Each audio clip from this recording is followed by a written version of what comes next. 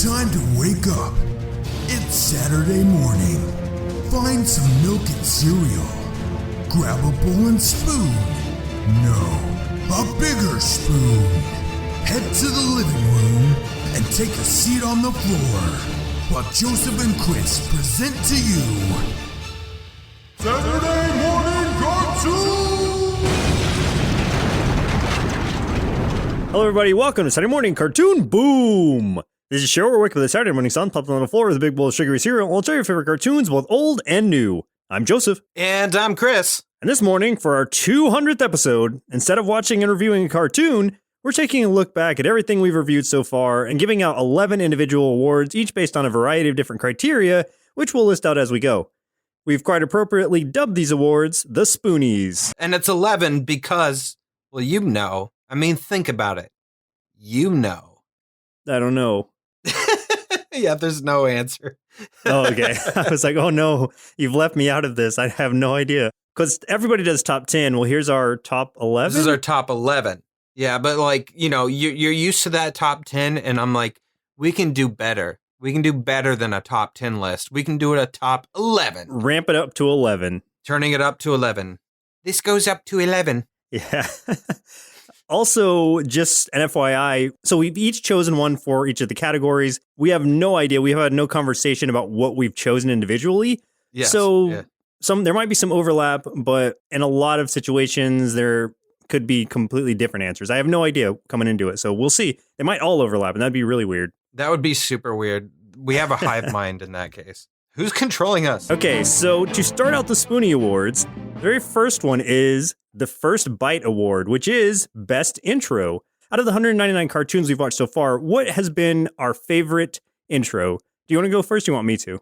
I can go first. So I picked The Adventures of the Galaxy Rangers because that intro song is rockin'. It is a great song. I just forgot about it. It's got the best chorus ever. No guts, no glory. That's right. Yes. No guts, no glory. Now, unfortunately, it had one of the worst characters ever.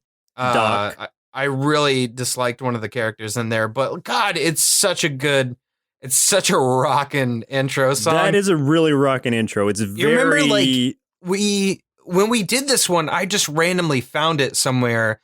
Like, I saw it advertised, and I looked it up on iTunes or IMDb, and I played a little video snippet, and I was like, oh my God. Just based on that song, I was like, we're reviewing this next week. It's so good. Yeah, was this before was this like pre-recommendations before we got overwhelmed by them? I don't remember. I think we had already done recommendations, but I think this one I was just like, no, I threw the recommendations away that week, and I was like, this needs to happen. So this was episode 25. Was that before we even started putting sound effects in? That might have been right around the time that we started. Wow. Yeah. So this is episode 200. That was episode 25. So that was a long time ago. Goodness. That intro is going to stick with me. Oh, it's so good, man. You can't not. So my pick was SWAT Cats because that's one of the most rocking intros that I remember even from childhood. And whether you like the show or not, I remember I gave it a 5 out of 5. Oh, yeah. This intro is unforgettable. And I'm listening to it right now and I'm loving it. Oh, my gosh. Yes. Like, that is know how awesome. to fly a jet. Like, it makes me want to fly a jet and go fight mutants and monsters. So that was episode 118 that we did. Okay. For SWAT Cats from 1993. That's the kind of song you want a Naruto run through Area 51 to. Yeah. Like, that's what you have blasting in your ears as you're like, Army can't touch me. You know, nobody can fast. touch you with that music going on. Too fast. Yeah. Oh, that felt good. I like it. Oh, I just love that show. It was good. It was so good. I had forgotten about the Galaxy Ranger one, I'll be honest, but right after I started listening to it again, I was like, oh, it all came flooding back. That is a great intro. So the second Spoony Award that we have is for our Octoonber Award, which is whatever our favorite cartoon has been out of all of the Octoonber celebrations that we've done. I don't remember if we started that the first year or not, but we've done at least 3 or 4. Yeah, I don't know if we called it Octoonber at that time, but we started it when we first started doing the show. Our third episode is what's kicked Octoonber off. Really? So, yeah, okay. We started real early. So for Octoonber, I'll go first this time. Okay. I chose Welcome to Monster High. Episode Yes, me too. Are you serious? Yes. Yes.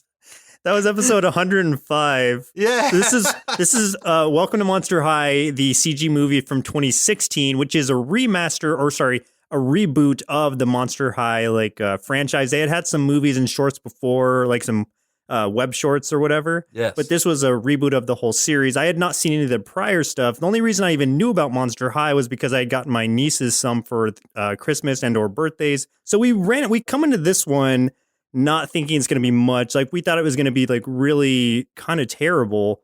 But after watching it, we both just like fell in love with it and how inclusive it was. It's about embracing your differences, nothing being impossible. It just had really uplifting messages for kids. And I just thought it was such a pleasant show altogether. And plus, it's got monsters in it, so you can't go wrong.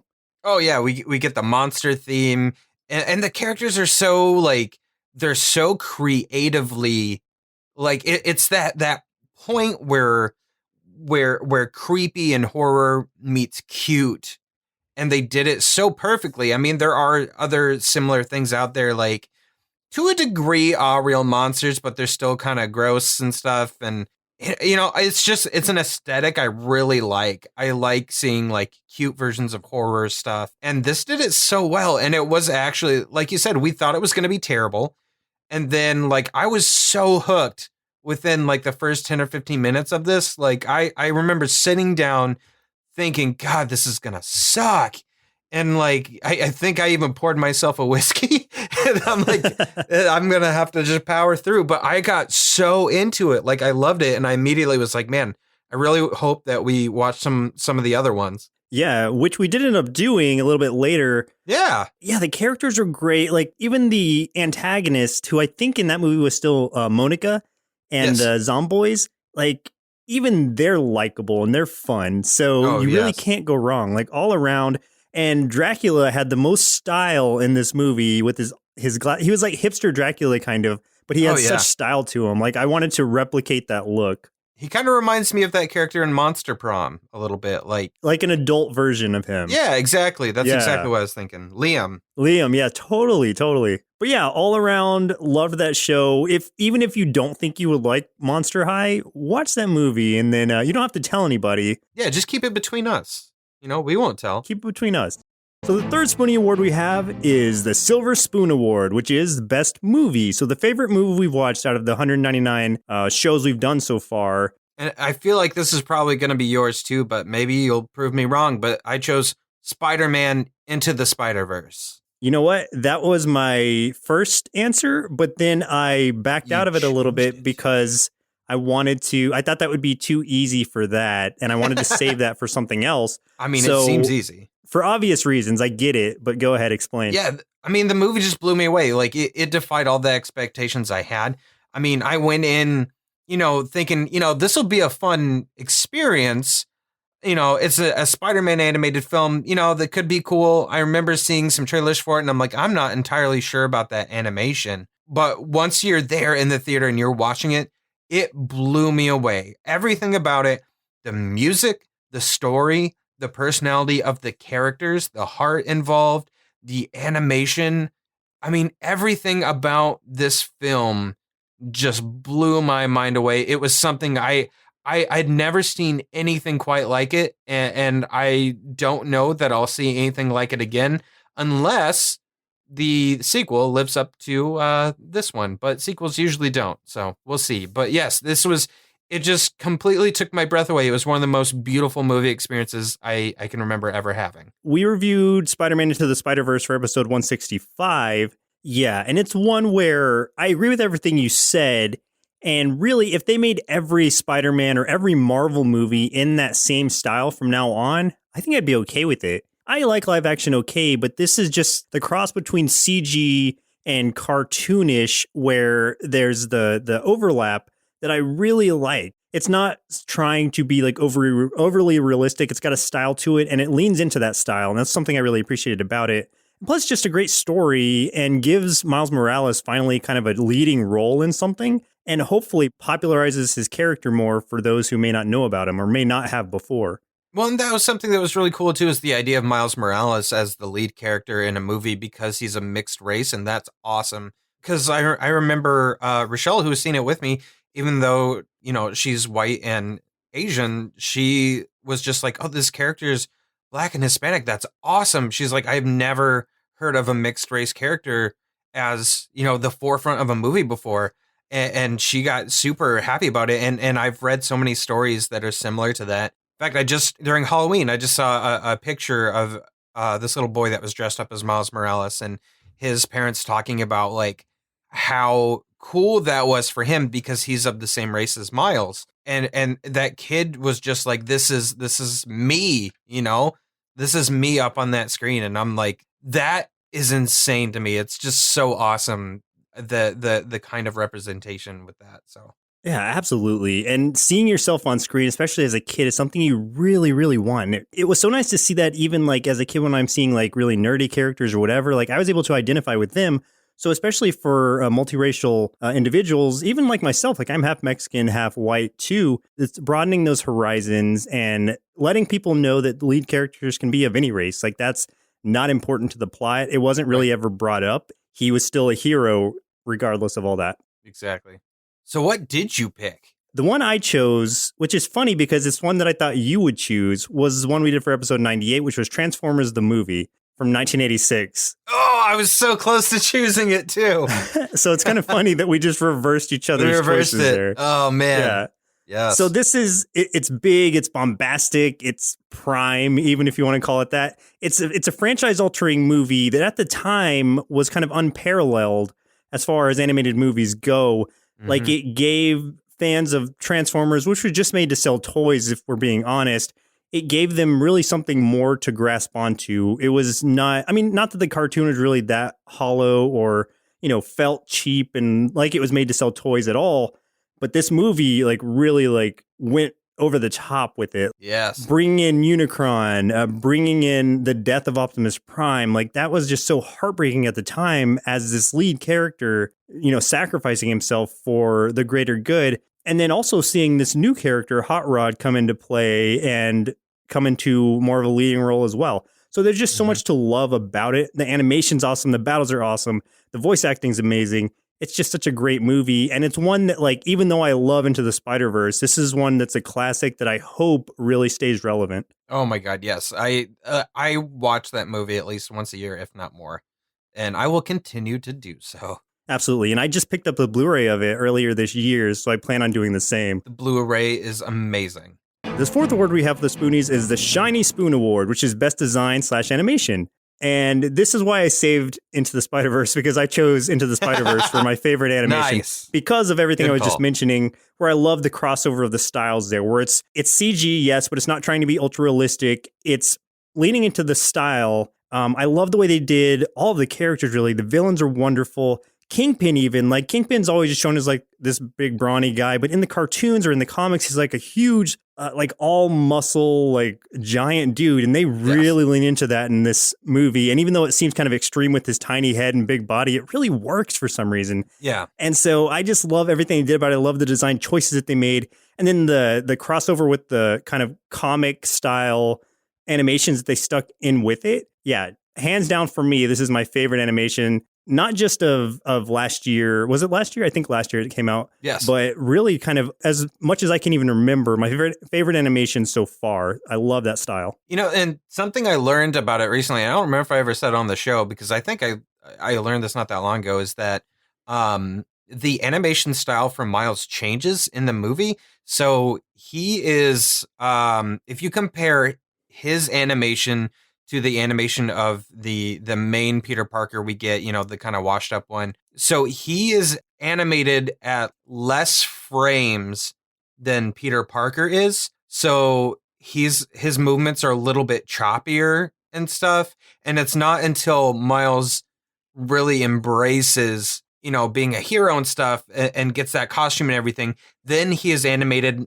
at the same amount of frames as Peter Parker. So he's a lot smoother at that point. And that was such a minute detail that makes so much difference. It's such a cool idea that they did that. Man, I didn't even have any idea about that. But see, it's the reason I chose it. It's just such a great animation style. And there were so many awesome choices made. Yeah, it's the first time I've ever heard of the choice of animation style having an impact on like the story itself. Plus all the mixed animation you have in there with all the crossovers of the Spider-Verse, where you've got even Spider-Ham in there, you know, Penny Parker with her anime styles and everything, and Spider-Man Noir, Nick Cage, which is just the black and white. So it's like all this crossover of all these different animation styles within one that's already a different animation style. Oh, I just love it.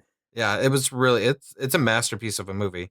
So for mine, I chose Love, Death, and Robots, which is a little bit of a cheat, but the draw of that show was that it's an anthology with different animation styles for almost each episode. And I mean, different, you know, stories and stuff too. But my God, if that isn't some of the most beautiful animation I have ever seen in my entire life. And it's not just certain ones, like all of them look awesome. Some of them are very simplistic. Some of them are that very anime style, but just, I mean, pristine. And some of them are some of the best CG I've ever seen in my life, to the point where I remember one of the episodes that we reviewed of it, I had trouble for like right as it started telling if this was animation or if it was real. And I just loved everything about the style of each of those episodes.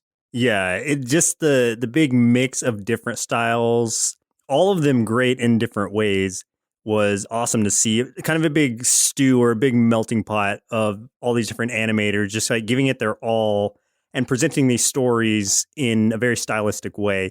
Yeah. From the hyper-realistic ones, like you were talking about, to even one of the other ones we watched for the show, which was the, what was it, like the yogurt taking over? Yeah, it has a really simple, like CG kind of movie style, but it almost like a DreamWorks movie-esque, but the animation of it was just done so well. I would absolutely watch a movie based on that alone. Exactly. Each one of those, if they became a full-fledged movie, I would have watched it. Like, there's not, like, and I went back and watched each episode of the entire show, and there's not a single episode of that I disliked. I have not seen every episode, but I need to. Yes. I almost chose that one, too, for Best Design Animation. The fifth Spoony Award we have is the Exotic Flavor Award, which was Best Anime, or our favorite anime that we've watched so far, anyway. This was really hard for me because there's so many that I liked, and there's a lot of nostalgic ones and things that I wanted to say. But instead, I chose one that stood above the rest because it just really blew me away as far as the story and how invested I got in it, and that's Erased. Erased, yes. Yes. As soon as we watched the episodes we needed to review for the show, look, that day I watched the entire series all the way through because I was just so hooked. The story was amazing, and my God, it hit me in the gut so hard. I was just so into this, man. I don't remember all of it, but I know that I'm pretty sure this was one that I watched all the way through before we even recorded the episode because I got that hooked on it. Yeah. Can you describe it a little bit to me? I'm trying to remember exactly what it was about. Yeah, so in Erased, that was where and that was episode 33 that we watched. Yes. Erased. That was where that guy looked like he was going to get in a truck accident or a car accident, like he got hit on his moped or whatever. And he wakes up in his younger self around a time that this girl he knew in school went missing or was abducted. And then he's kind of living out being a child again with this girl and trying to figure out like what happens to her and trying to prevent it from happening. And it happens to him over a couple times. Where like, yeah, she does go missing and he finds out that someone abducts and kills her and stuff. And then he's trying to prevent it from happening. Okay. Yeah. I ended up choosing the one we reviewed for episode 183, which was One Punch Man. Yes. But One Punch Man is just such a great anime. Like, I think it's one that even if you're not an anime fan or you don't think you are, you can appreciate One Punch Man because it's almost parodying anime in a way, or at least anime tropes. With this guy, our hero Saitama, who he becomes a superhero just for fun to pass the time because he gets bored, and he becomes so powerful that he's able to defeat villains in, like the name implies, a single punch. So this leads to even further boredom when even the most powerful enemies he comes across, he just punches once and they're taken out. So it doesn't sound like it would be that entertaining, but it's watching him react to everything and just how bored and distracted he is that really makes the show. And they're even making a video game based on him where you're fighting as all the other characters, but there's like a timer on it. And at a certain point, Saitama comes in and can just like, as you like knock the other person out in a single punch. So it's really just delaying the inevitable, which is him coming in and finishing the job. Yeah, exactly. And I love that one too. That was probably the anime that has made me laugh the most. Yeah, at least most recently for sure. Definitely. As an alternative, and I don't know if we even want to do this really, but as an alternative, I almost chose Gatchaman. But the reason I didn't choose it was because we watched Battle of the Planets, the American dub version of it, and that was not good. It was terrible. Yeah. However, Gatchaman is a wonderful show. Gatchaman, which is, I think, Team Science Ninjas or Science Team Ninjas or something like that. I mean, it's why wouldn't amazing. It's such a great show. So watch Gatchaman. Don't watch Battle of the Planets.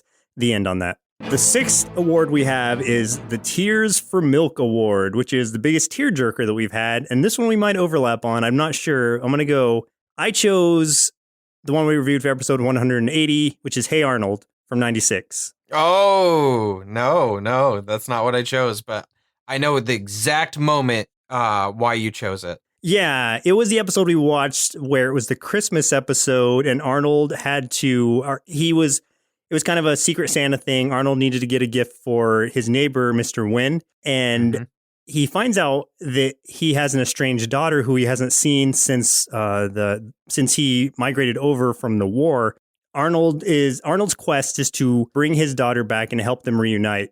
And it goes through this whole episode. And yeah, it's like there's some comedy in there about these like Nancy Spumoni boots or something like that. And the part that really gets you, though, is when Arnold's doing all of this, like going out of his way, he and Gerald to try to make this happen. And he ends up kind of failing because he's not able to get these boots that he needs to get to this census guy to reunite them. But then, Helga finds out about it and she got this last pair of Nancy Spumoni boots. And it's just a story of her kind of being selfless and doing something like completely just for Arnold and anonymously to help all of this get put together. And I think from the scene that she really starts doing that and has the talk with a census guy until the end of the episode is just tears. Yeah. So this for me was the biggest tearjerker, and it's such a happy ending. But that also just goes to show how powerful that show Hey Arnold is, and not something that I really understood or appreciated as a kid, but something that I can absolutely appreciate now. Absolutely. And I thought of that one a lot too, but this other one got me a little bit worse, and that is David the Gnome. Oh, at the end of David the Gnome? The very end of David the Gnome, the very last episode, they're saying goodbye to all their friends, but the worst part was when they turn into the trees and their poor loyal friend Fox Swift is, oh God, the poor creature is so heartbroken. He's howling, he's crying, he's like clawing at the ground. Oh God, it just wrecked me harder than anything else we've ever watched. That was episode 186. Even seeing the trees like that had kind of their branches interlocked, it was like, oh God, the symbolism there. Mm-hmm. And it's like they're ending the show with David the Gnome literally dying. And yeah, that was very heartbreaking. That was one that I almost chose too, because I agree with you, just soul crushingly sad. Like, it's so bad that even if I just see an image of those two trees, I feel sick to my stomach. Like, it's like getting hit in the stomach. I hate it. I can't see it. I never want to see it again. I know when I was a kid that I did not see that episode because I had very fond memories of David the Gnome not being a sad show. then we ruined it. Yeah. Oh, such a good show, though. The next Spoony Award we have is the Still Crunchy Award, which is the show that we're most nostalgic about. I chose the show we did for episode 108, which was Disney's Adventures of the Gummy Bears. Oh, nice. Okay. That was one that I watched a lot as a kid, and so it's really stuck with me, and it's one that holds up. I really enjoyed the adventures that were going on. The episodes that we watched were all a lot of fun, and I just love gummy bears in general, and it's a song that's always stuck in my head, too. my nostalgia was not ruined after rewatching it. In fact, it was kind of revitalized, and I just got really excited about it again. And I see now that they're going to have it on Disney Plus, so I will definitely be watching more of it. Yeah, that's cool. That's cool. For mine, I chose Pride of the X-Men, which was episode 187, if you want to go back and listen to it. I mean, me and you talked at length in that review about how much that, and it's just a one episode like pilot, how much that meant to us as kids, and how it's still some of our favorite on-screen representations of the X-Men. And I stand by it. I mean, regardless of Australian Wolverine, that's not my favorite. If he had a regular voice, he would have been fine. But like, as far as the looks of the X-Men, Kitty aside, because she didn't look great, but the others were great. The personalities, everything was flawless. The voice acting, perfect. Loved it. Love it. That's a good choice because I still consider those in the same way that I consider Kevin Conroy as my Batman and Mark Hamill as my Joker. I still consider those voices when I think about those characters, when I'm reading comic books. If I'm not thinking about the X-Men animated series, then I revert back to thinking about it from this particular cartoon, especially the Brotherhood. Like I think about the Brotherhood with those voices, like Frank Welker as Toad, and then the Australian guy playing Pyro, and then the Blob dude, especially because of the X-Men arcade game that was directly tied to that and also used the voices from it. One of the best arcade games of all time. Still, yeah. It's one of the few arcade games where you can have 6 people playing at the same time. It's amazing. And they even had it where it's like they have the 4-person version, but if you saw that 6-person version, you had to get in there. You had to. I've only seen it twice in my life, and it was glorious. Well, also, I will never get that line from Juggernaut out of my head. Where do you think you're going, stepbrother? Stepbrother, yeah. Where he turned into Macho Man Randy Savage? Yes. The 8th Spoony Award we have is the Stale Marshmallow Award, which is the biggest disappointment. So the show that let us down the most after going into it. So I chose for my my Stale Marshmallow. We covered this in episode 69. That would be Mutant League. I was so crushed by how horrible that show was because I had we both had such fond memories of it. We've talked about it multiple times before we even reviewed it, about how much we loved that show. And then we watched it, and oh God, it was so bad. I don't know what we were imagining from when we were kids, but I remember having fond memories of that. And now those fond memories are not there anymore. Yeah, that's gone, man. They have been I never want to away. watch it again because I was so wrong. It was so bad. And then the little CG, the like terrible CG like interjections. Oh God, between yeah. it. Even now I forgot about that until you said it because my brain was trying to protect me. Oh, it was not good. No. I chose the one we did for episode 28, which is one we bring up often, which is Slimer and the Real Ghostbusters. Because this is a show where I have such fond memories of the real Ghostbusters and watching that cartoon growing up. And this is just a direct chain off of that. But it's after the censors got to it and after they started trying to change things because they didn't think it was palatable enough for kids, when they started trying to add more fun to it and make it. They even tried to change Janine to make her less crass and more a mother figure than the one with, the fiery redhead that she was. Mm-hmm. So on all accounts, they took everything that was good about Ghostbusters and threw it out the window and brought us Slimer and the Real Ghostbusters, which is a completely just like a goofball slapstick Ghostbusters cartoon without the Ghostbusters in it, really. It had Janine starring Slimer and then all these random people that Slimer runs across on the street. People aren't scared of ghosts anymore, I guess, because Slimer's able to just float around freely and no one reacts to it. It was just so bad. And it's one we bring up as one of our least favorite cartoons ever. And I still stand by that. Biggest disappointment for me. It was bad. I think we usually compare that as like, when we think of anything bad, we're like, yeah, but it's not Slimer and the Real Ghostbusters bad. The 9th Spoony Award we have is the Surprise Inside Award, which is the biggest surprise show. This is one where we may overlap. I'm not sure, but if we don't, I'm curious to see what you say. Okay. My choice is the one we did for episode 117, which was As Told by Ginger. Oh, good one. That's a good pick. Yeah, because I came into it really expecting nothing. I didn't know anything about the show. I had seen it before. Not seen it, but I had known about it. but knew nothing of the actual show itself.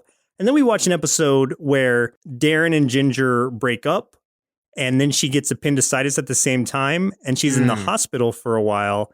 And it's just every little bit of that episode just felt so personal from every angle, even with her stepdad being the one who's doing surgery on her and her real dad coming back into the picture, and her stepdad having concerns about the relationship with her mother since her dad's back in the picture. And then Ginger even going through this whole thing where she almost dies, still just thinking about the breakup she just went through. So it's got heartbreak, and it just is such an honest show for these cartoon characters that they just start to feel really organic and more real in that sense. Mm-hmm. It's a show that has some comedic elements to it generally, but this one was played pretty straight all the way through. Yeah, I 100% agree. And that was what I was thinking as you were saying, is that how real the characters felt, the personalities, the reactions, and the relationships between them all felt pretty realistic. And I can only imagine that the writers had to have been drawing from experience. The one that I chose, and this was, we covered this in episode 70, and that was The Mysterious Cities of Gold. Oh, yes. Yes, that was one that I didn't have high expectations for, especially because of the age of the cartoon, what it was aimed for. It was I think that was maybe one of the first kind of like French, Spanish, Canadian type cartoons that we did. I think we've done a few since, but you know, the production studios were things that I hadn't really heard of. So I was very much like, I don't know what to expect from this, but I loved every aspect of this cartoon. There's some really strange things, but it was all really enjoyable, and it had a little bit of everything. I mean, there was a few adult themes along with a story that's mostly centered around kids. And I loved everything about that. The world that it takes place in, the characters were super memorable. Everything about it was just great. And I was not expecting anything of the sort. So big kudos to them. Yeah, this is one that even at the time we rated 4.5 stars, both of us. So it was a pleasant surprise. It was one of those shows where it's like got historical, not complete accuracy, of course, but it's almost like a history lesson, but wrapped inside of this really fun show starring kids and a couple supporting adults. We both had a lot of fun with it. Yeah, it was like a fantasy meld of alternate history in a way, which was really cool. And there was a lot of representation in this too, which I liked, because it was like, you know, different cultures and races that were more involved than what you and I are used to. So that part of it was really awesome too. And I remember some really funny parts, and in one part where we thought like someone just murdered the other person, and we're like, oh God. Yeah. Remember that part where he pulled out the gun and we're like, ah! Yes. It was great. I loved it. I loved it a lot. That was a show from 82 also. Yes. Good show. Good choice. The last two that we did are kind of the big end-alls of the awards ceremony, yes, where it's like, you know, best picture, best this, best that. Except the next one we're going to do is the 10th Spoony Award, which is the Dirty Spoon Award, meaning it's the worst thing that we have collectively watched out of the 199 shows / movies that we've watched so far. Yeah. So again, this is both of our independent choices. I don't know what you chose, but I hope it's the same thing I chose, and we have a consensus here. I chose the show that we did for episode 135, which was The Adventures of Panda Warrior from 2016. Yeah. Oh, I forgot. Oh, God. Wow. I can never forget it. It's so bad. Oh, my gosh. Everything about it. Like, okay, so it was originally a Cantonese or Chinese film that we saw here, and somebody saw it and was like, hey, you know what would be great if we just attached Rob Schneider to this and brought it to America and translated it and probably mixed everything up that made any sense, and then released it as a Kung Fu Panda knockoff in the worst possible way. Imagine the animation that they had for Reboot, rub that around in the dirt a little bit, and bring it to 2016 or 2012 or whenever it actually first came out. And then you'll have the animation for Panda Warrior. It was originally supposed to star Jackie Chan, or it did star Jackie Chan in the Cantonese version, but which is why the human character who is transformed into this panda warrior looked like him originally. He goes through all these trials to try to free this Maryland or whatever it was called from this evil force, except he fails every single trial. Like he is just he's not a warrior. And the guy, the sensei, the trainer was Norm Macdonald as some lion dude or something. And he just basically like, well, you failed everything you did, but we don't have any other choices. So you're the panda warrior. Congratulations. Yeah. And he also like, we jokingly kind of gave, what's his name? A bunch of grief for the Howard Lovecraft stuff. The one that voices Shoggoth. Oh, Ron Perlman.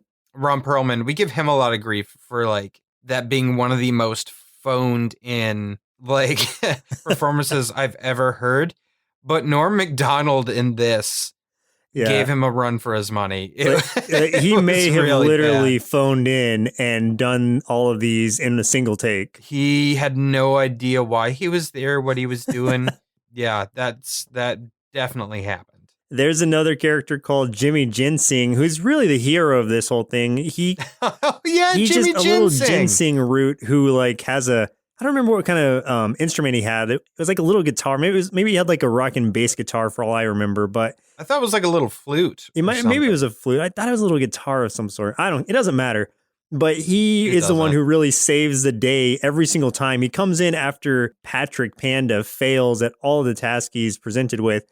The only thing that Patrick Panda does to be victorious over evil is he has this little pendant with a dragon on it, I think, and he just throws it at the ultimate villain, and that's what does it. No one told him to do it. No one was like, hey, this is what's going to beat him. He's just like, I'm out of ideas. It just kind of happens. He just does it. Yeah. That's it, and it's over. Oh, God. The human characters are just getting drunk and fighting at the end. That's what I remember. Yep, I do remember that. I remember the pig girl who farted and that let her fly.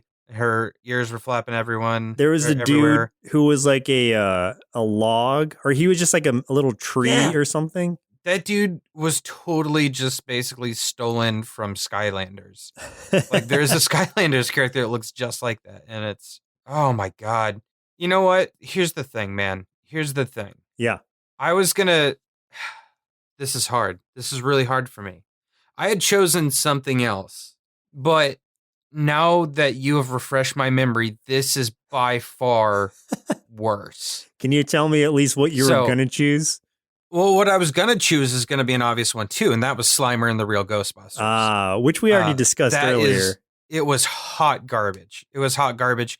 You talked about that for the one that was the most disappointing, and I 100% agree with that, because it was terrible. But to be honest, this was worse. Adventures of Panda Warriors got to be the worst thing we've watched. It has to be. So, by the power invested in me as co-host and co-founder of the network, I have changed my answer to The Adventures of Panda Warrior being the worst thing we've ever seen. Perfect. I'm glad I went first in to convince you as to why this was just awful. You did it. Thank you so much for that. Because you're right, Slimer and the Real Ghostbusters was on my plate as one of the worst, but this, I just couldn't even. I would watch the whole series of Slimer and the Real Ghostbusters versus stepping back into this one. What's interesting, if you image search The Adventures of Panda Warrior, this is what's really fun, is you can find other like movie posters and stuff for similarly horrible looking animal CGI cartoons, such as Norm of the North, which looks like a polar bear stomping his way through New York City. We've also got Ozzy, the Fast and Furriest. Oh, no. Which is a dog. He's this dog with a series of other dogs around him, but they look like they're inside of maybe a state prison. So that's really good. Oh, there's a movie called. I'm wondering if I know where you're going, because we've talked about doing. I almost don't want to name it. Okay. But there is a movie that has to do with it's a CGI cartoon thing, has to do with food, and it is the lowest rated animated anything on IMDb. No, we still have to do that one. That's not the one I'm talking about now, Yeah. but we still need to do that one. The one I'm talking about now is Panda Man versus Chiwanda, and it is a female chihuahua. Whoa. Hang on. Is it Panda Man one word? No, it's 2 words. Panda Man versus Chiwanda, and that's 1 word. CHI Wanda. Oh no. It looks like Panda Man has a lot of movies. Chiwanda is just one of his many adversaries. Oh my gosh. Well, I want to watch this immediately. Wait, is this a movie or is this a comic book? I can't tell anymore. This looks like a manga or something. Oh yeah, it is. Okay. I'm into it though. I like. You know I what? actually like it. Now I'm all for it. Yeah. I want to do it. Now this is not a movie. I feel like it might have a chance. If we can get it as a cartoon, if we can find a cartoon of it, I would gladly watch it because it looks ridiculous. So we fell down like a terrible knockoff rabbit hole. Just going back to what you were saying, so there's a lot of different knockoffs of Kung Fu Panda. They see the success of something and they try to imitate that with whatever they can throw at it. In the same way that they did with the Ninja Turtles cartoon in the late 80s, early 90s with like Samurai Pizza Cats, Biker Mice from Mars. Oh yeah. And the whole lot like that, where it's just anthropomorphic animals doing something that animals don't normally do. Street Sharks. So many. Oh, Street Sharks, man. Oh, that was a good one. It was a classic. Jossum. Classic. It was Jossum. You are correct. Our final Spoony Award, the Golden Spoon Award, which is the best overall cartoon that we have watched so far. Different for each of us, probably. But let's see what yours is first. Okay, mine, and kudos to all those that are going to agree with me, because I know there's a lot of you out there. I know my pick is Avatar: The Last Airbender. I absolutely love that show. I think the story it's probably some of the best writing I've ever seen in animation or almost in anything. And it's got like amazing elements to it. I mean, I don't mean a pun there because it's, based around elements. But anyway, somewhere Devin is like complaining. That's an inside joke for those of you that listen to Party in Peril or watch the Twitch streams. Now Mixer streams. Go to Mixer instead. It's way better. Oh, yeah. I mean, the characters are all amazing and memorable and so well developed. It is a story that really progresses from, it starting out kind of light and hopeful and kind of fun. And then just over time, it matures. As the characters mature, the show as a whole matures into something it just feels very alive and it feels organic, and it's just all culminates to such an epic conclusion. The very end of the series being a 4-parter that just is nonstop, and it's got one of the greatest final battles I've ever seen in a cartoon. I can't stop singing praises about it. I mean, I love everything about that world, those characters, that story. So, yes, by far my favorite. Do you want to say it's episode 10? It's episode 10 that we did that one. So go back, listen to that. If you haven't seen Avatar: The Last Airbender, I would definitely listen to it. Though part of it is very spoilerific for the very end, because that was the highest rated episode was the very last episode.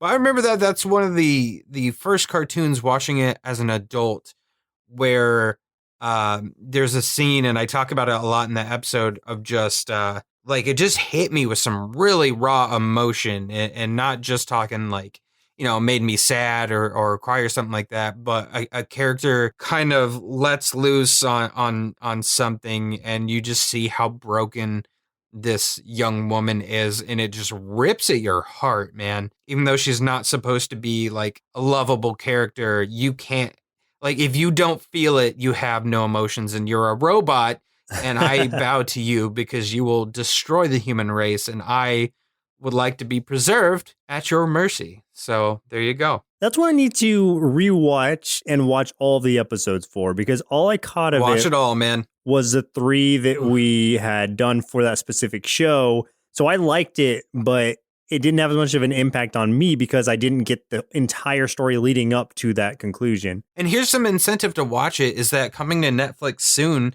is ignore that horrible live action movie, but coming to Netflix soon is a live action series. And this series is supposed to, really in depth follow the show.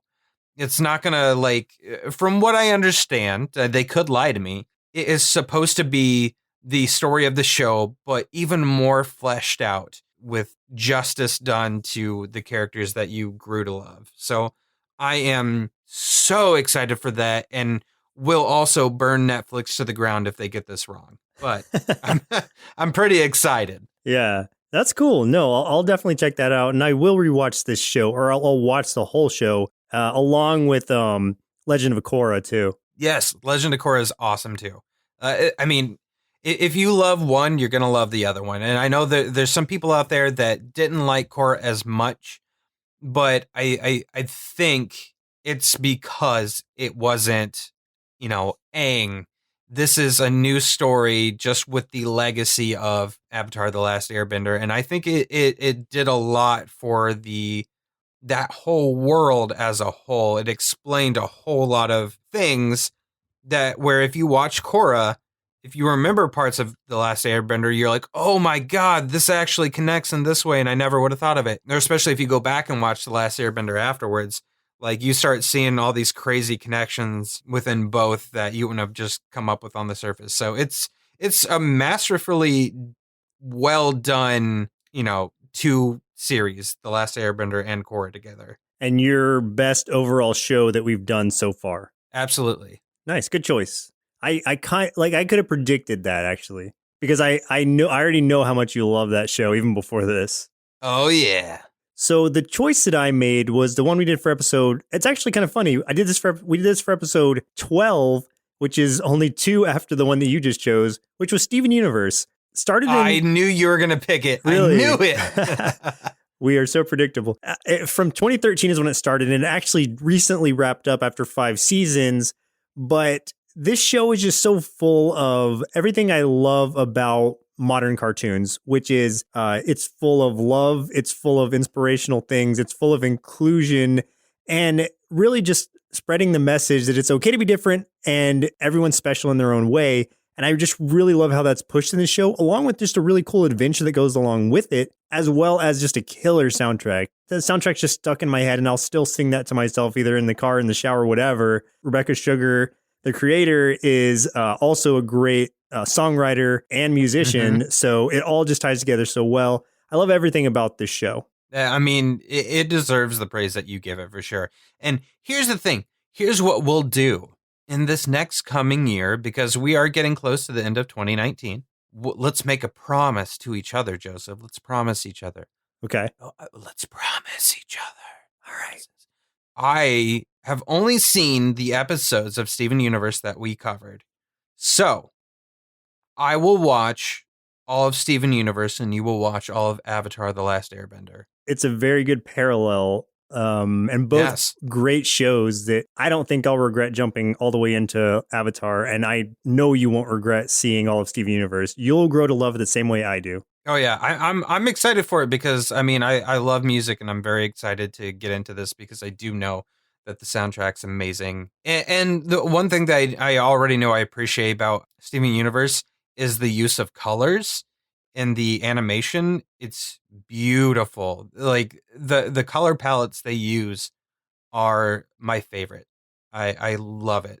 And I really think if I had a kid or whatever, this is one I would absolutely want to show them because it just spreads such a positive message. And that's something that I love that cartoons at least are really pushing. Like when we can go back to even She-Ra and the Princesses of Power, the new Netflix one, that one's really good, sending the same kind of positive message and empowering to women or little girls in general. So yeah, there's just such a good array of shows out now. Steven Universe was one of the starter ones for me to kind of understand that that's what's being pushed now and kind of being more appreciative towards modern cartoons. It doesn't end there, but that's really one of the starters for me that really helped me kind of look at it through a different lens and start appreciating them more. I do want to mention, I just want to give Netflix some props right now for really stepping up the world of cartoons as far as, like we talked about She-Ra, the new She-Ra is beautifully done and really pushes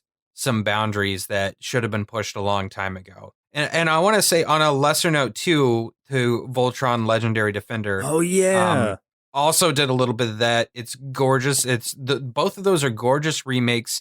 They pay so much homage and just honor to their original counterparts, and both also pushed and broke some stereotypes with what like a hero could really be, and I love that about both of them. And those two both are, if I could say that I have some favorite cartoons from the last decade or so, those two were both in there because I think they're both amazing.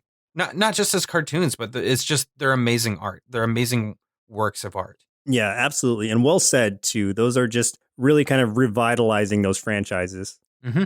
Before we start closing out here, I just want to mention one thing, too, which is just almost like a little bonus thing that I just came up with on the spot. But, I mean, I had to say it because, I mean, let's face it, it is the elephant in the room, if you will, even though this is a podcast and we are not all sitting in the same room and there are no elephants. So it's proverbial, guys.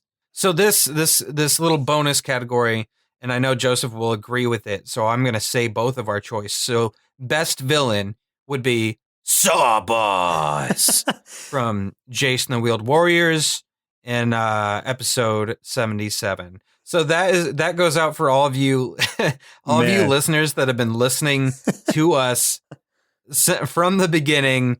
That was a running joke that went through after we did Jason the Wheeled Warriors. That was a joke that went through a ton of episodes and just kind of progressed for quite a while. And he hasn't been mentioned for a bit, so I needed to make sure that he needs his due, man. and I think it's kind of like we can finally rest.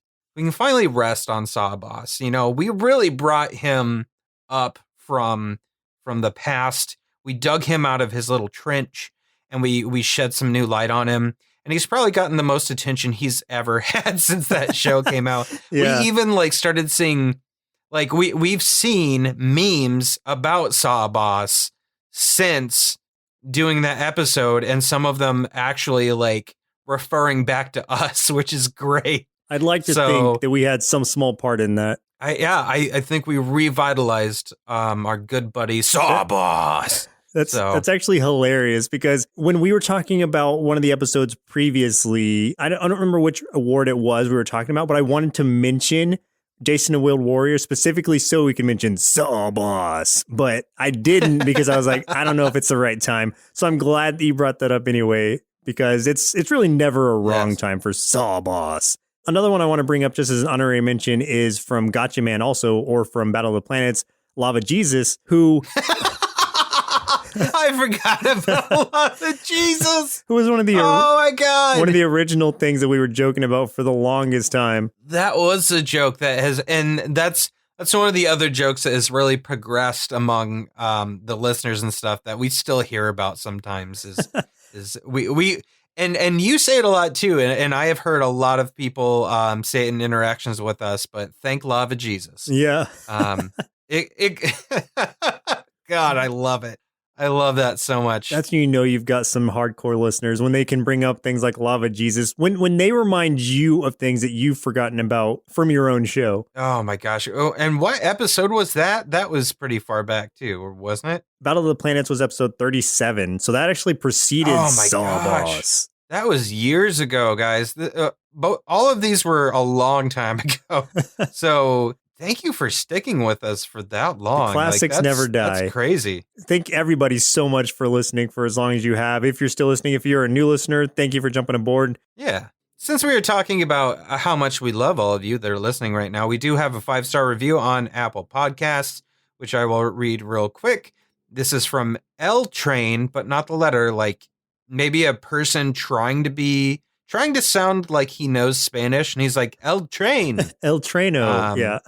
El Train, yeah. So this is from El Train. Better Saturday mornings?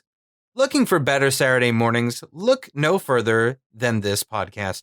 They are great. They have introduced me to some good new stuff and reminded me of some old stuff that I haven't thought about in a long time. I was looking for a good regular podcast about cartoons and tried them out and fell in love. I give this show... Okay, you'll see why this is fine. I give this show 4.5 big bowls of I can't wait for a new episode cereal out of 5, which he rated as 5, so thank you for that anyway. Hey, thanks for rounding it up, yeah. My only knock is the bi-weekly episodes, and then he has a laughing face at us. But that's small. So he's sad we went bi-weekly. We know some people are sad we went bi-weekly. It was just, we kind of had to do that to keep sustaining what we were doing, but hopefully we're hopeful at one point where we can go back to weekly again. One of my New Year's resolutions is going to be to start back weekly in 2020 because, like you said, it's just been tough to keep up with it with everything else that's going on right now. But after that all kind of mellows out, I think that we'll be good and be ready to do it again. Yeah, I definitely see us being able to go weekly again. We've had so much going on, especially with starting another podcast, Party in Peril, and for me actually starting 2 other podcasts with Anxiously Ever After as well. So a lot going on, and I'm also getting married in December. So that's been a lot of work too, like planning and doing all that stuff. So lots going on. So L Train also asked if we can review The Mighty Ducks, crossing over his love of hockey and cartoons. Thanks. Yes, I do remember the Mighty Ducks cartoon, and yes, we will absolutely add that to the list because I think that'll be really fun. That's one I've been wanting to watch too because I used to like that show. Yeah. More anthropomorphic animals along the lines of Ninja Turtles. Yep. Yes. We need them. We need more. Well, listeners, looks like our milk supply is now run dry, so it's time for us to say goodbye. Again, thanks everybody for listening for 200 episodes now. And oh my gosh. Yeah. Our first ever Spoony Awards, which I'm hoping now that we've done it and it was a lot of fun, I'd like to do it maybe yearly. Maybe we can do yearly wrap-ups like that. I think we could do that yearly. I think we could pull it off. And the challenge will be to try to fill these categories in, maybe even add some better ones if we come up with any others. So if anyone out there has some ideas for some awards you'd like us to give out, definitely let us know. Yeah, if anyone wants to help add some Spoony Awards, let us know. Yeah, that'd be a lot of fun. And we'll do it with only the ones that we watch since the last Spoony Awards. So we'll just do it that way. It'll be a nice year wrap up. So that works. Fun. I like that. Good job, everyone. But for now, in 2 weeks, we'll be watching Fillmore, suggested via Facebook by Mark, and via Reddit by K0FI96, and from Mason 385. I think also on Reddit. I don't have a note there. Lots of people requesting this one. Fillmore. Oh, Rochelle also suggested this as well. Really? So, yeah. So, okay. So 4 requests of this. We've never had that many people. I mean, everyone votes these up and down, but we've never had that many people request the same cartoon. I don't know what we missed in our childhood, Joseph, but we missed something, I guess. Came out in 2002 originally. Yeah. Wow. We were still in high school. I don't know what we missed when we were in high school trying to be cool, Joseph, but we missed something. I'm reading the description of this. It sounds actually pretty interesting, so I'm pretty excited to watch it now. Yeah, I don't know anything about it. I don't know what to expect, but since so many people are wanting us to watch this, I mean, 4 people have suggested it. It's been voted to the top, so I'm going to go in with my hopes high. Once again, I'm Joseph. And I'm Chris. We'll see you in 2 Saturdays. Presented by Nerdsloth, a place for lazy nerds. If you like what you heard, consider donating at patreon.com/nerdsloth so we can continue bringing you quality shows. Be sure to also leave us a review and share your favorite episodes and clips on social media. If you're looking for more content, visit us at nerdsloth.com.